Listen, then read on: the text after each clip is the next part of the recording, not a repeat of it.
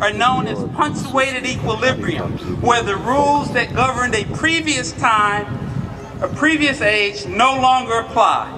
It happened in the prehistoric age when the dinosaurs died and were replaced with other animals that were better able to adapt and evolve to different conditions. It happened when the Neanderthals gave way to the Homo sapiens. And I believe that today we are in the midst of an equally dramatic transformation. We are moving from a narrow view of citizenship that is focused on one's home nation to a view of global citizenship that recognizes that we share one world and a common humanity. I believe that we are entering a new age in which we will increasingly see ourselves as global citizens who are concerned about and act in ways to make our world a better place.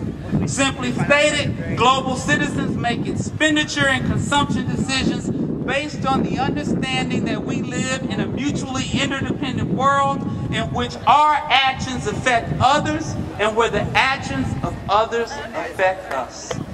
Global citizens recognize that the world is interdependent and recognize that exploiting people anywhere undermines their own self-interest. They are people who, aided by the internet, are building virtual communities in which they share information and ideas that enable them to act on the information that they received. Certainly, this idea of global citizenship is not new. For example, the worldwide efforts to impose sanctions on South Africa during the apartheid years was global citizenship at one of its finest moments. It has become cliche to say that the world has gotten smaller.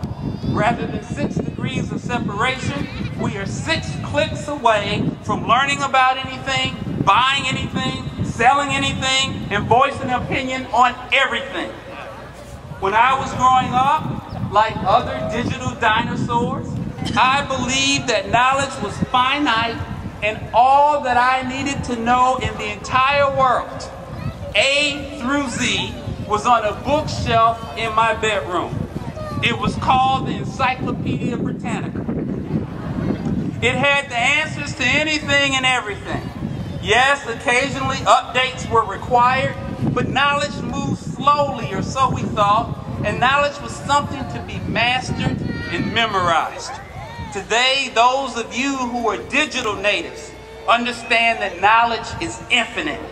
You've come to the realization that it's largely pointless to try to memorize information that you can access from your cell phones at any time, and that the challenge is sorting through all of the information to find the exact piece of information that you want and to verify its accuracy. The internet has made it possible to freely exchange ideas without the hierarchy of age or degrees, and has allowed for labor and capital investments to move across international borders in real time. The convergence of around-the-clock, 24/7 media and instantaneous connectivity is creating an emerging awareness that we are global citizens who share one world and whose fates are intertwined. Now, to date, we have largely reacted to this instantaneous connectivity with characteristic selfishness in at least 2 ways. Substantial virtual communities have been created on Facebook, MySpace, YouTube, where people spend countless hours viewing and posting pictures of cats or showing their skills and shaking their rear ends. Yes, these individuals are connected, but toward what end or what purpose, no one really knows. At the other extreme, we have used our new connectivity to drive costs down at the expense of less developed countries and our self-interest at home. To avoid the cost imposed by environmental standards in developed countries and paying livable wages, manufacturing is being moved to less developed countries where goods can be produced at a cheaper cost. These cheaper costs mean that workers are paid pennies a day, work in deplorable conditions, and the environmental degradation associated with the manufacture of many of these products continues. It's just someplace else. As these jobs leave our shores, our workers are enabled to secure work at livable wages, thereby significantly lowering their standard of living.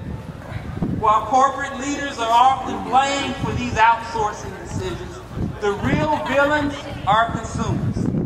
People like you and me, who relentlessly demand more for less and whose loyalty to a product only remains as long as it is the least expensive product. We seldom ask the question, how is it that a company can continually provide me with a better product for less money? Reverend Martin Luther King Jr. once said that an injustice anywhere is a threat to justice everywhere. Global citizens live by this mantra. Today, we live in a world where every day, nearly 27,000 children under the age of 5 die from preventable or treatable illnesses like pneumonia, diarrhea, and newborn complications.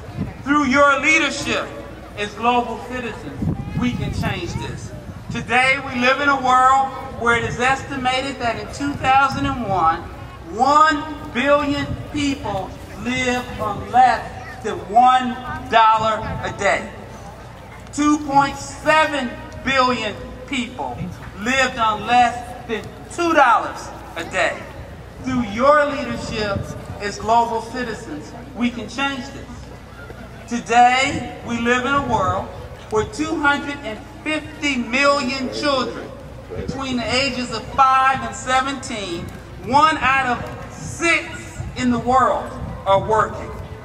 Half work full-time, and nearly 2/3 work in hazardous conditions. Through your leadership as global citizens, we can change this. And lastly, we live in a world where approximately 25% of the world's people receive 75% of the world's income. Through your leadership as global citizens, we can change this.